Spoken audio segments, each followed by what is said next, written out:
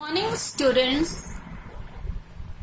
आज हम लोग सूरदास जी की जीवनी को पढ़ेंगे। देखिए बच्चों, आप लोग बुक अपनी खोल लीजिए। सूरदास जीवन काल सन 1478 ईस्वी से 1583 ईस्वी तक। जीवन परिचय। सूर के जन्म स्थान एवं जन्म तिथि के विषय में विद्वानों में बहुत मतभेद है। कुछ विद्वान इनका जन्म वैशाख सुदी संवत 1535 सन यानी 1478 ईस्वी में स्वीकार करते हैं तथा कुछ विद्वान इनका जन्म रुनकता नामक ग्राम में संवत 1540 में मानते हैं। कुछ विद्वान सीही नामक स्थान को सूरदास का जन्म स्थल मानते हैं। बच्चों, इनके जन्म के बारे में क्या है? मतभेद है, यानी कि कुछ क्लियर नहीं है कि उनका जन्म कहाँ हुआ था। पर अनेक विद्वान क्या है, फर्क फर्क जगह इनका बताते हैं। तो ये बच्चों आप लोग इसको जानिए। इनके पिता का नाम पंडित रामदास सारस्वत था। सूरदास जी जन्मान थे या नहीं, इस संबंध में भी अनेक मत है। कुछ लोगों का मत है कि प्रकृति तथा बाल मनोवृत्तियों एवं मानव स्वभाव का जैसा सूक्ष्म और सुंदर वर्णन सूरदास ने किया है, वैसा कोई जन्मांध कदापि नहीं कर सकता। मतलब कि जन्म का अंधा व्यक्ति इतना सुंदर और सटीक वर्णन नहीं कर सकता है। इसलिए लोगों में मतभेद है कि कुछ लोग मानते हैं कि वो जन्म से अंधे थे और कुछ मानते हैं कि वो अंधे नहीं थे। सूरदास जी वल्लभाचार्य जी के शिष्य थे और उनके साथ ही मथुरा के गौ घाट पर श्रीनाथ जी के मंदिर में रहते थे। सूरदास का विवाह भी हुआ था तथा विरक्त होने से पहले ये अपने परिवार के साथ रहा करते थे। पहले ये विनय के पद गाया करते थे, किंतु वल्लभाचार्य जी के संपर्क में आकर कृष्ण लीला का गान करने लगे।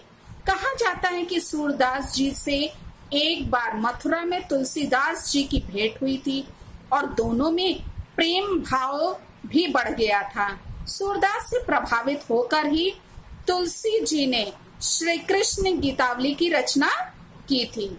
सूरदास जी की मृत्यु संवत 1640 सन 1583 ईस्वी में गोवर्धन के पास पारसौली नामक ग्राम में हुई थी।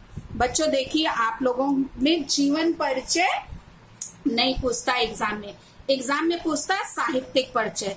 इसलिए इनका जीवन परिचय हम लोग ऐसे बस शॉर्ट में लिखेंगे कि नाम ये है, पिता का नाम ये है, जन्म यहाँ इस सन में हुआ, जन्म स्थान ये है, ठीक है। भाषा शैली ऐसे करके शॉर्ट में इनके बारे में पहले जन्म के बारे में बता देंगे, फिर उसके बाद हम लोग इनका साहित्यिक परिचय जो विशेष रूप से पूछा गया है उसको हम लोग डिटेल में क्या है लिखेंगे। तो इसलिए बच्चों इसको आप शॉर्ट में कॉपी में लिखिएगा, क्योंकि 80 केवल शब्द में आपको इनका साहित्यिक परिचय लिखने के लिए आता है। तो सब बातें भी उसमें डालनी है और क्या बोलते हैं शॉर्ट में, इसलिए हम लोग ऐसे लिखेंगे। ठीक है बच्चों। साहित्यिक परिचय। हिंदी काव्य जगत में सूरदास कृष्ण भक्ति की अगाध एवं अनंत भावधारा को प्रवाहित करने वाले कवि माने जाते हैं। इनके काव्य का मुख्य विषय कृष्ण भक्ति है। इन्होंने अपनी रचनाओं में राधा कृष्ण की लीला के विभिन्न रूपों का चित्रण किया है। इनका काव्य श्रीमद् भागवत से अत्यधिक प्रभावित रहा है, किंतु उसमें इनकी विलक्षण मौलिक प्रतिभा के दर्शन होते हैं। अपनी रचनाओं में सूरदास ने भाव पक्ष को सर्वाधिक महत्व दिया है। इनके काव्य में बाल भाव एवं वात्सल्य भाव की जिस अभिव्यक्ति के दर्शन होते हैं उसका उदाहरण विश्व साहित्य में अन्यत्र प्राप्त करना दुर्लभ है। भ्रमर गीत में इनके विरह वर्णन की विलक्षणता भी दर्शनीय है। सूरदास के भ्रमर गीत में गोपियों एवं उद्धव के संवाद के माध्यम से प्रेम, विरह, ज्ञान एवं भक्ति का जो अद्भुत भाव प्रकट हुआ है वह इनकी महान काव्यात्मक प्रतिभा का परिचय देता है। कृतियां। भक्त शिरोमणि सूरदास ने लगभग 1.25 लाख पदों की रचना की थी। नागरी प्रचारणी सभा, काशी की खोज तथा पुस्तकालय में सुरक्षित नामावली के आधार पर सूरदास की ग्रंथों की संख्या 25 मानी जाती है, किंतु इनके 3 ग्रंथ भी ही उपलब्ध हुए हैं। जो 3 कौन कौन से हैं? सूरसागर, सूरसरावली और साहित्य लहरी। सूरसागर एकमात्र ऐसी कृति है जिसे सभी विद्वानों ने प्रामाणिक माना है। इसके 1.25 लाख पदों में केवल 8-10 हजार ही उपलब्ध हो पाए हैं। सूरसागर एवं श्रीमद् भागवत का प्रभाव है सूरसागर पर। संपूर्ण सूरसागर एक गीति काव्य है। इसके पद तन्मयता के साथ गाए जाते हैं। सूरसरावली, यह ग्रंथ अभी तक विवादास्पद स्थिति में है, किंतु कथावस्तु, भाव, भाषा, शैली और रचना की दृष्टि से निसंदेह यह सूरदास की प्रामाणिक रचना है। इसमें 1107 छंद हैं। साहित्य लहरी। साहित्य लहरी में सूरदास के 118 दृष्टकूट पदों का संग्रह है। साहित्य लहरी में किसी एक विषय की विवेचना नहीं हुई है। इसमें मुख्य रूप से नायिकाओं एवं अलंकारों की विवेचना की गई है। कहीं कहीं पर श्री कृष्ण की बाल लीला का वर्णन हुआ है तथा 1-2 स्थलों पर महाभारत की कथा के अंशों की झलक भी मिलती है। इसके अतिरिक्त गोवर्धन लीला, नाग लीला, पद संग्रह एवं सूर 25 ग्रंथ भी प्रकाश में आए हैं। काव्यगत, अब इनकी विशेषताएं देख लें। भाव पक्ष। हिंदी साहित्य में सूरदास जी का वात्सल्य वर्णन अद्वितीय है। इन्होंने अपने काव्य में श्री कृष्ण की विभिन्न बाल लीलाओं की सुंदर झांकी प्रस्तुत की है। माता यशोदा का उन्हें पालने में झुलाना, श्री कृष्ण का घुटनों के बल चलना, किलकारी मारना, बड़े होने पर माखन की हट करना, सखाओं के साथ खेलने जाना, उनकी शिकायत करना, बलराम का चिढ़ाना, माखन की चोरी करना आदि विविध प्रसंगों को सूर ने अत्यंत तन्मयता एवं रोचकता के साथ प्रस्तुत किया है। श्रृंगार वर्णन में भी सूरदास जी को अद्भुत सफलता मिली है।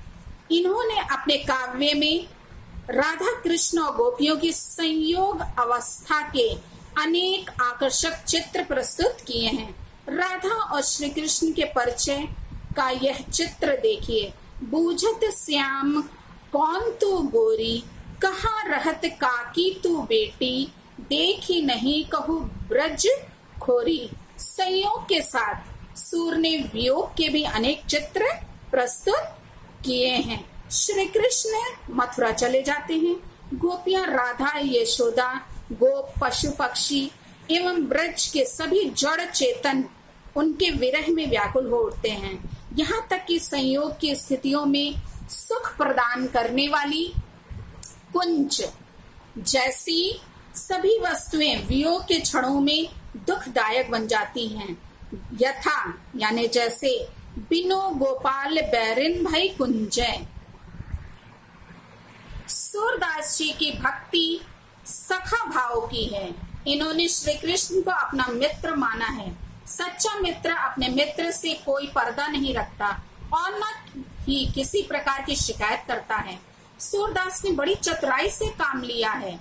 सूर की भक्ति भावना में अनन्यता, निश्चलता एवं पावनता विद्यमान है।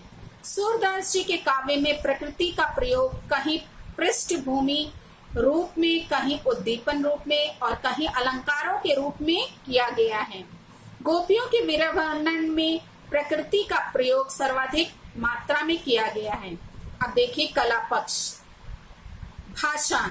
सूर्य की भाषा भाव प्रधान, सरल, सुबोध एवं सशक्त है। इनकी शब्द योजना भी सराहनीय है।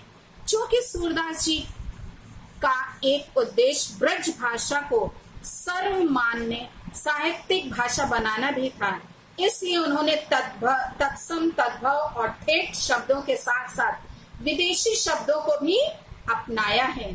सूर काव्य में मुहावरों, लोकोक्तियों और कहावतों की भी अधिकता है तथा कहीं भी इनका प्रयोग बिना किसी प्रयोजन के नहीं हुआ है। सूर की भाषा में प्रवाह के साथ ओजपूर्ण भी है, साथ ही माधुर्य और प्रसाद गुण भी दिखाई देता है। सूर ने काव्य में अलंकारों का स्वाभाविक प्रयोग किया है, इसमें कृत्रिमता नहीं है। इनके काव्य में उपमा, उत्प्रेक्षा, प्रतीक, व्यतिरेक, रूपक, दृष्टांत तथा अर्थांतरन्यास आदि अलंकारों का प्रचुर मात्रा में प्रयोग हुआ है। शैली। सूरदास जी ने अपने काव्य में विविध शैलियों का प्रयोग किया है। इसमें प्रमुख है चित्रात्मक शैली। सूरदास जी ने अपने काव्य में इस शैली का प्रयोग किया है। ये जिस दृश्य का वर्णन करते हैं उसका एक चित्र सा उपस्थित कर देते हैं। सूर के काव्य में विभिन्न प्रकार के चित्र मिलते हैं, जैसे रूप चित्र, भाव चित्र, स्वभाव चित्र आदि। वर्णनात्मक शैली। सूरदास जी ने वर्णनात्मक शैली का भी प्रयोग किया है। इसका प्रयोग अधिकांशतः कथा वर्णन में किया गया है। कहीं कहीं दृष्टकूट पदों में शैली क्लिष्ट हो गई है। सूर ने मुक्तक काव्य शैली को अपनाया है। समग्रता उनकी शैली सरल एवं प्रभावपूर्ण है। सूर ने अपने काव्य में चौपाई, दोहा, रोला, छप्पर, सवैया तथा घनाक्षरी आदि विभिन्न प्रकार के परंपरागत छंदों का भी प्रयोग किया है। हिंदी साहित्य में स्थान। महाकवि सूरदास हिंदी के भक्त कवियों में शिरोमणि माने जाते हैं। जयदेव, चंडीदास, विद्यापति और नामदेव की सरस वाग्धारा के रूप में भक्ति श्रृंगार की जो मंदाकिनी कुछ विशिष्ट सीमाओं में बंधकर प्रभावित होती आ रही थी, उसे सूर ने जन भाषा के व्यापक धरातल पर अवतरित करके संगीत और माधुर्य से मंडित किया। भाषा की दृष्टि से तो संस्कृत साहित्य में जो स्थान वाल्मीकि का है, वही ब्रज भाषा के साहित्य में सूर का है। इन्हें हिंदी काव्य जगत का सूर यानी सूर्य कहा जाता है।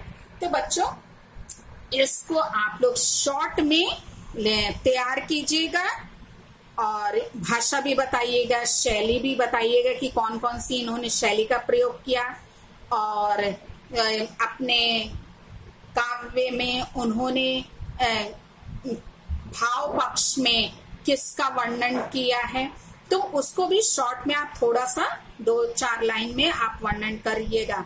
तो इस प्रकार से आप साहित्यिक परिचय को लिख लीजिए अपनी फेयर कॉपी में शॉर्ट में करके, ताकि आप उसको अच्छी प्रकार से याद कर सके परीक्षा के लिए। Thank you.